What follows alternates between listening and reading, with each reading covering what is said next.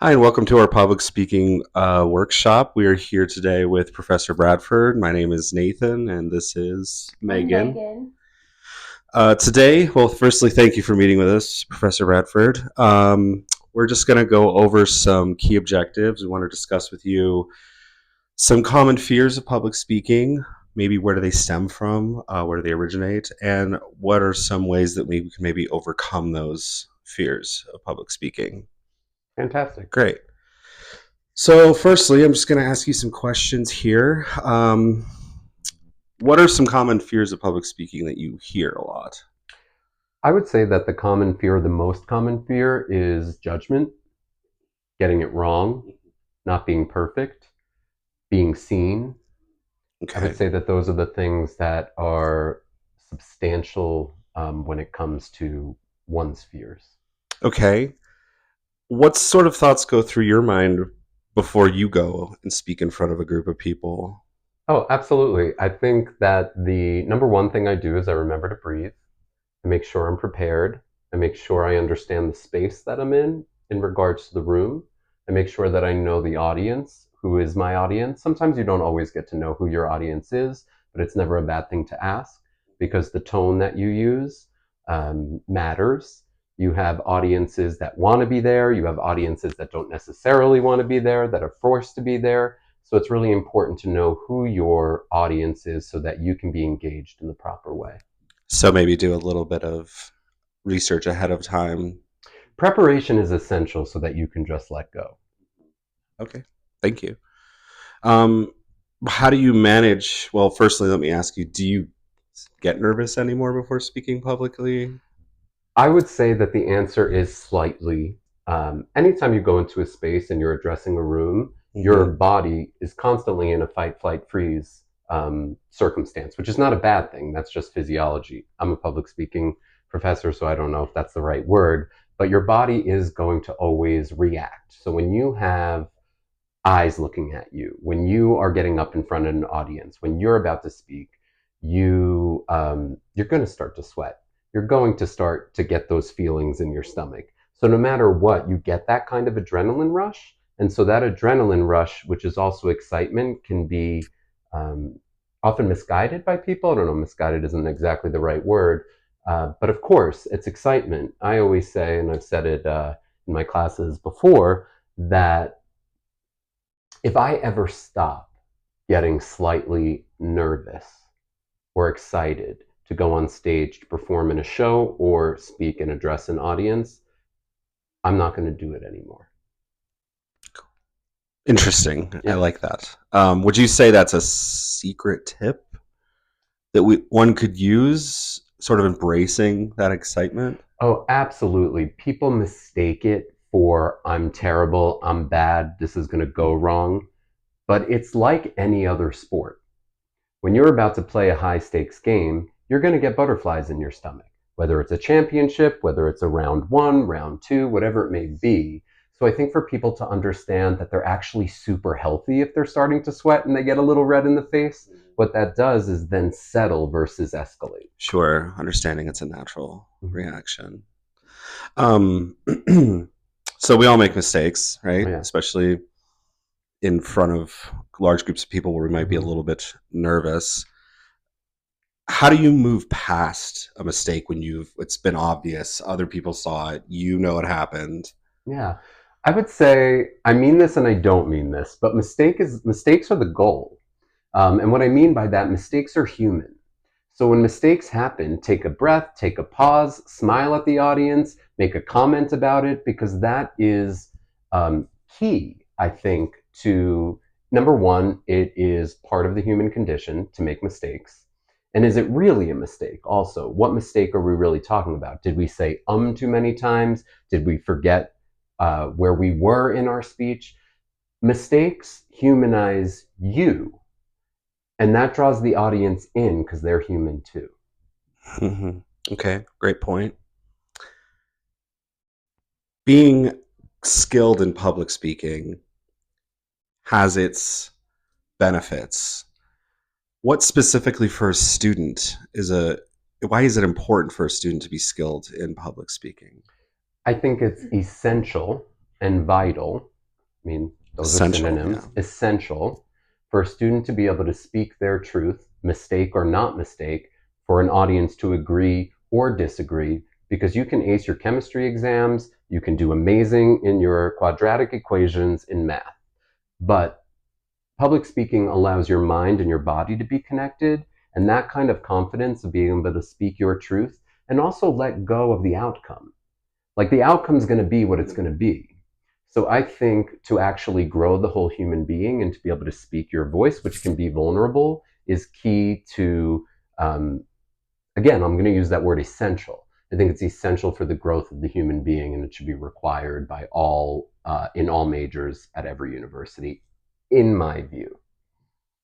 I had one quick segue question. I was wondering, how do you get over the I want to be perfect in public speaking and trying to get everything right?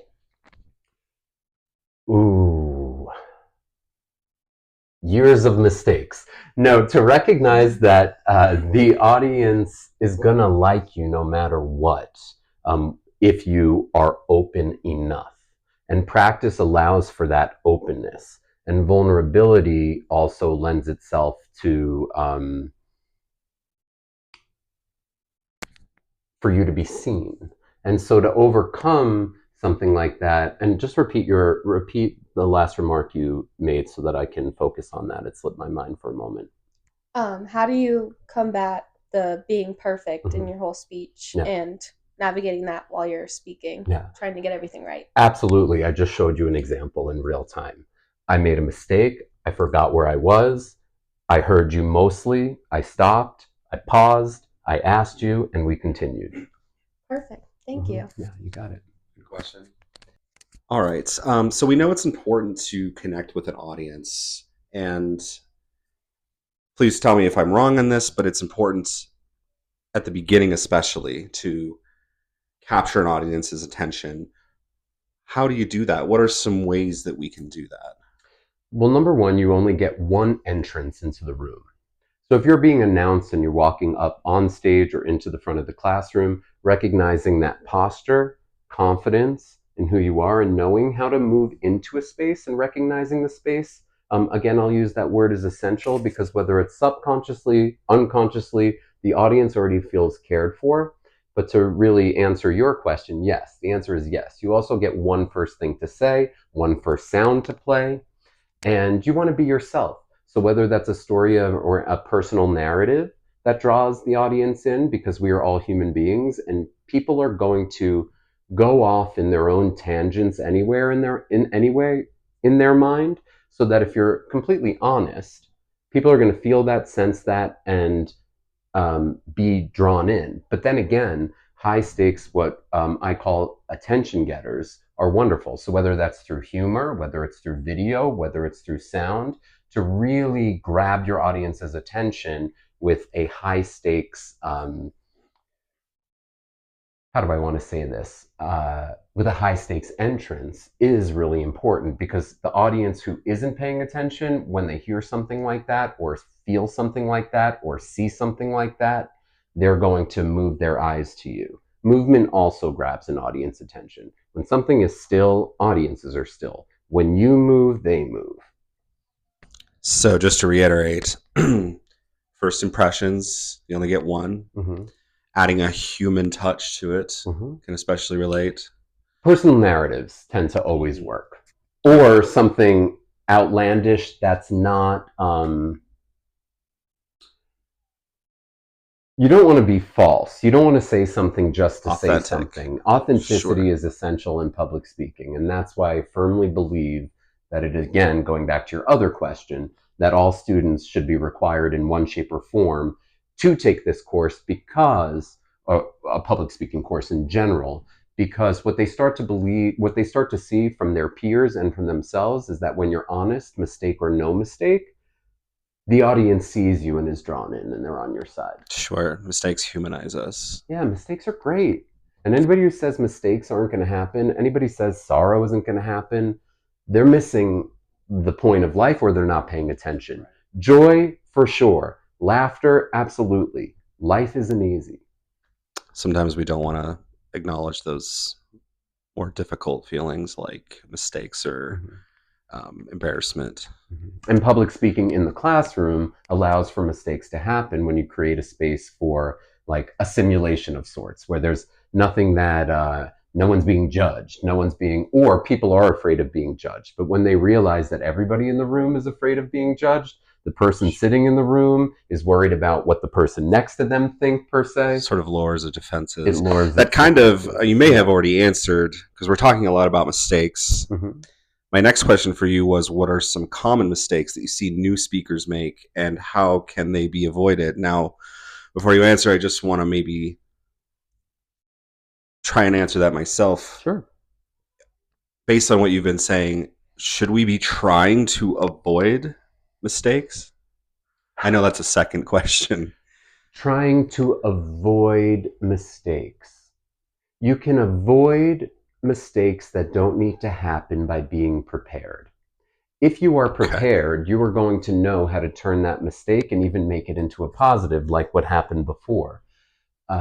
What you start to see, I just said people are afraid of ums. Ums don't matter. If you're umming all the time, okay, sure. However, I would say caring about what it is that you're talking about, or finding a way in for you as a human being, also allows for the mistakes to happen less. I think if you're using outlines, that's really okay. If there's a teleprompter involved, that's okay. But to avoid mistakes, that's a great question. Let me just pause for a moment and think about this. Sure, take your time. Being confident in being able to stop and start yourself, and not feeling precious about it or the whole audience thinks you're terrible, is quintessential to being a public speaker. Mistakes, to your point, are inevitable. So the more you can embrace those mistakes, the less your body temperature and heart rate and blood pressure is going to rise. The more you recognize that it's going to happen inevitably, everything grounds itself and you re-find your place. So it sounds like the goal is not necessarily to avoid mistakes, but to become comfortable making them because they are inevitable. If you are prepared, I can't say that enough. Prepared, not perfect. Practice makes permanent, not perfection. Yes, it will. If you're consistently or constantly afraid of making mistakes, you're going to get in your own head. You're going to psych yourself out. The audience is going to feel that, and it's not going to go the way you'd like. Okay, great answer. See, I just did it too. And it doesn't matter. So finally, and I'd like you to, if you could, take a moment to consider this question.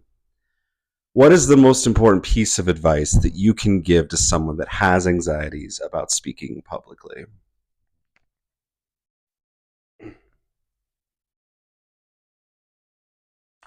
You're not alone, and you will survive. When people recognize that, literally that statistic that people say that people fear death more than public speaking is a very, like, it's a known thing. Like, Yes. it is an actual thing. I hear that all the time. Absolutely. But guess what? You're not going to die. And so when you recognize that what you have to say matters in a non-precious way, without putting so much pressure on yourself or your words, the more natural you can be, and the more you do it, repetition, the more comfortable you become in mistakes and in your words and in your truth, and recognizing that also your audience may not agree. And that's beautiful. So the more that you understand the humanity behind it, the more that you trust yourself. If you're prepared, you're going to answer truthfully, your truth, honestly. Truth for some people is different. However, if you are honest, people will connect to that whether they agree with you or not. So connections can be made on a human level without having to agree with what a person is saying. I would say sometimes even more so. Beautiful. Great. Those are all of my interview questions. Megan, do you have anything you'd like to I add? have one more question. Sure. Yeah, I was just wondering. So we just went over all the different questions that we had for you. How can someone use these tips and practice in a space where they feel comfortable enough to share with others? How can someone use these tips and practice? Absolutely. So hopefully there are people that you trust in your life. Sometimes it's family for some people. Sometimes it's anything other than family for some people. Friends, confidants, people in your classes, coworkers. When people are there who believe in you, who you love or really like, and you Mm-hmm. can feel that that's reciprocated, it's really important to be able to be in front of those people, because to speak to something else that you said earlier and to your question, I think people get really scared about eyes being on them. So the Absolutely. more you can be comfortable with eyes being on you, or comfortable in the uncomfortability of eyes being on you, that is key to successful public speaking. Awesome. Thank you. Yeah, you got it. Great. I think we nailed it. Thank you so much.